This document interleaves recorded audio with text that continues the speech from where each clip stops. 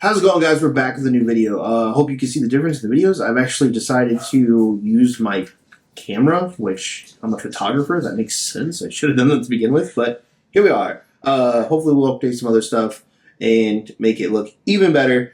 But we're continuing with the Sepia Bride thing, the trend that's going on, I guess you can call it. So we're going to go ahead and continue on with that. This is the second video. This is the video that has 1.3 million views, I think it is now. That's this is what I consider her to have gotten viral for. That she went viral for this specific video and got all of her views and stuff from this video. So we're gonna look through this real quick and kind of give it a one-over and see what we think about this one. Imagine delivering photos to us of the night before our welcome party. Like this, okay? Like this.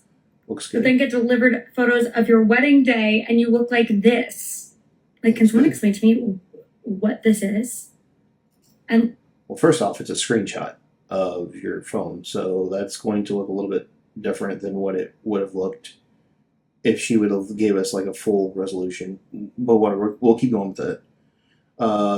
This image that's on the screen now, this one looks good. I mean, it looks like the photographer's edit. Basically, it looks. I wouldn't edit this way, but it looks good. And love this photo, but why are we full sepia tones? Why do I kind of look like I have a little bit of a bruise on my face when it's supposed to be contour and blush? And then why is the sky gray? I mean, it was overcast a little bit, but at the same time, it wasn't that gray. And the ocean is... So in the bride's defense, the contour and blush, and I don't know much about makeup. I know what a makeup artist does well when they don't. But in her defense, the contour and blush, this is kind of something to look out for if you're getting married and you're looking to hire a photographer. She should have done more research and hired a true to color, true to life photographer. But yeah, being that she changed the way the color looks, I mean, the photographer, being the photographer changed the color and the way the photos looked with her color palette, her style, it's gonna change the color of the blush and everything else that she put on because she changed the color. It's gray. Yeah, we spoke a little bit about that the last time in the actual video, that she changed the whites. So that's the reason why the whites are going to be gray in the photographer's edit. That's just her style, though. And then I also sent her this image where, if you could tell, my dad's eyes are like this and Mike's eyes are like this. Every image. So it looked like wherever she got married at was tropical, right? So if it's tropical and they're not used to being there, it's going to be bright. That's why their eyes are the way that they are. They're not used to that bright light. Now, what I would have done in the Midwest is take them inside somewhere or find shade. Shade being from trees or from a structure. In a tropical environment, palm trees aren't going to provide much shade, which looks like that's mostly what this place was surrounded by. I don't know. I wasn't there. Can't speak to that. Structures, normally people don't want to be underneath a patio or something like that for type of family formals. They want to be outside. They want to be, in the environment, right? They want the inside the actual venue. Now, maybe they didn't have the venue flipped. I mean, on a wedding day, there's so many things that could have happened that could have went not wrong, but that wouldn't have allowed them to go inside to take these family formals. But that's, probably what the photographer was left with was right here. That's probably what had to battle with as a photographer on this day. And obviously we want to be professional and figure out exactly what would look best on them. But the mom and the bride they're not squinting, and I don't think the dad and the husband there is squinting that bad. But yeah, let's continue. That is shot in this moment. Everyone's eyes are squinty like this. If it's too sunny, change our location. Where would the location have been? I mean, I don't know. I wasn't there, but where would the location have been?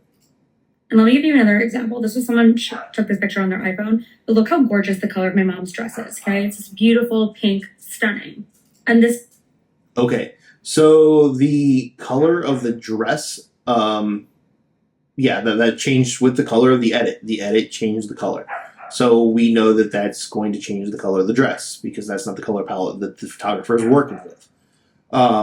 Now, what she was saying before, as far as like her skin and everything, I would gather that, like this bride did not do her homework. She should have looked into, instead of saying all the pretty pictures that this photographer had on their website, which let's be real, like photographers put their best work out there. Why wouldn't they? That's what we do. We put our best work in front of you.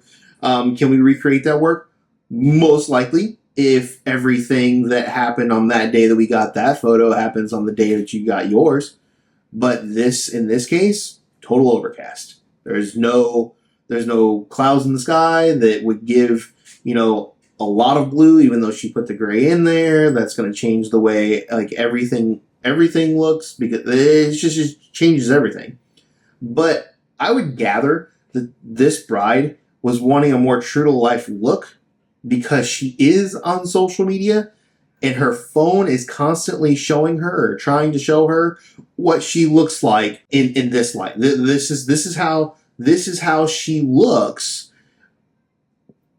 in her phone, and that's probably what she wanted to look like, because the phone tries to get the most true to life representation. But she's seen the pretty pictures from the other stuff and she's like, oh, that's gorgeous. Let's go that route. And that's when she fell down the rabbit hole. This is the color that she turned it into. It's gorgeous, it's fine, but she wasn't wearing coral. You know what I mean? Like, why change this? Why put your edits to change the entire coloring of things? I don't understand. But if you're curious, because that is her style. That's how she likes to edit. That's why she changed. Why do you choose the color of foundation or blush that you chose to wear on your wedding day? Because you probably like that color and you think that color is flattering. Again, not knowing much about makeup, I don't know, but that would be my assumption, that you like that. Why are your nails the color that they are? You probably like that color. Other people like other colors. This is the color the photographer liked, and you seen on her website that color. Those colors, that color palette, that's what you chose to go with. And if you're curious, there's an ocean there. That is an ocean. But no, it looks gray. You can see the horizon line. When in reality, this was the coloring. Mm-hmm. That's from an iPhone. This was the coloring of the ocean. Somewhat accurate representation. Like, you see the sepia, right? It's full sepia tone. This was reality. This was reality. Okay, part 2 to the story is still coming, but I just needed to get that off my chest. So yeah, I mean, that's just that she just didn't do her homework. That's what happened. She should have hired a true to life, true to color wedding photographer that is not going to misrepresent, colors in that way. I like those photos. I think that those photos have a place for people who want that style of photography, for sure. I have no problem with them whatsoever. I know that they're not true to life, but that's just because I know what I know. I'm a photographer, so I have obviously more knowledge than what this bride has.